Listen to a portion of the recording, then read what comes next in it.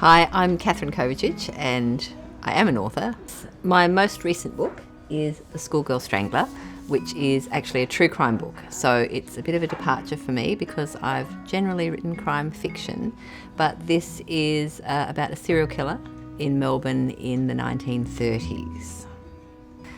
I always enjoy research, so that's good, but it was particularly with serial killers and with young victims. I was very mindful of my victims and honouring them.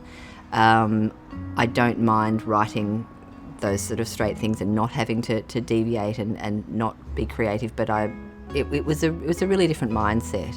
And because of the subject matter, there were hard moments in the research and the writing, and times when I just had to put it all aside and go and walk the dog or do something completely light, because it was heavy going at times.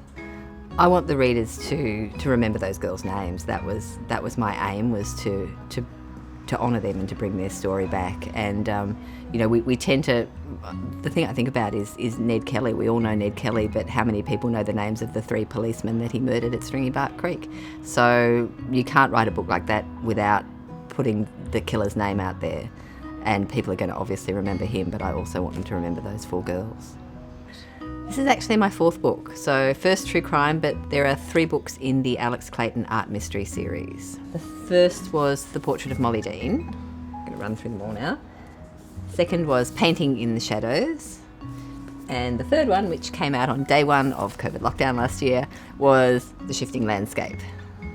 I think I write because I like words, Katie. I used to do a lot of science, and then I rediscovered that I like writing sentences and putting words together in different ways and finding out what makes the beat of the sentence to make it all sing together.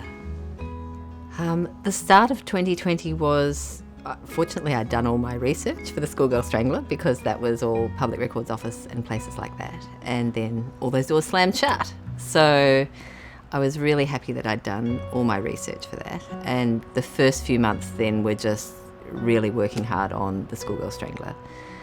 And I've got another couple of projects, and so once that went off to be edited and dealt with, I had more writing to do and more research to do. So everything else, as for most other people, just went on hold and ticked along in the background with Zoom meetings that are like sort of a circle from Dante's Inferno. You just the never-ending Zoom meeting, descending into hell. But other than that, it was books and writing, and lots of reading too in those downtimes where you couldn't actually leave the house.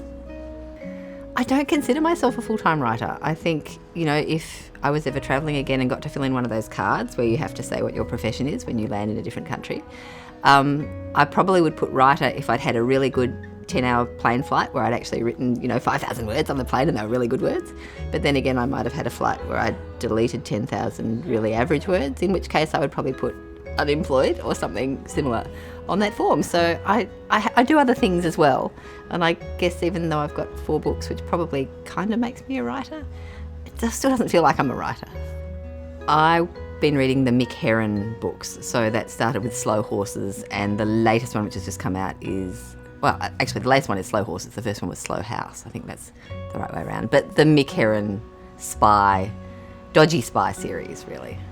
Oh, wow. I can't remember the author, but it would have been the Ant and Bee books, which I don't think you can get anymore, but they were like just these little format books, and they were real reader kind of things, but it's like Ant and Bee go to the supermarket, and so you kind of got a bit of shopping and a bit of maths tucked in there. They were just brilliant. And then Meg, Mog and Owl was also an early favourite. Meg was the witch who never seemed to do anything particularly nasty, and Miffy, always Miffy. What's next for me now? Well, there is potentially there's another Alex Clayton mystery in the works, but COVID kind of threw us all into, publishing, book selling disarray. So the manuscript's done, but when and if that happens is still a little bit vague. I have another project that I can't talk about, but sorry, that's kind of in the works. And I'm working on a standalone at the moment, which is completely unrelated to the art world and is more of a, I guess you'd call it more in the, not exactly a heist thing, but it's kind of, you know who did it and what they did, so it's really more a matter of whether they get away with it in the end. So that's what I've been playing around with. Thank you very much, Katie.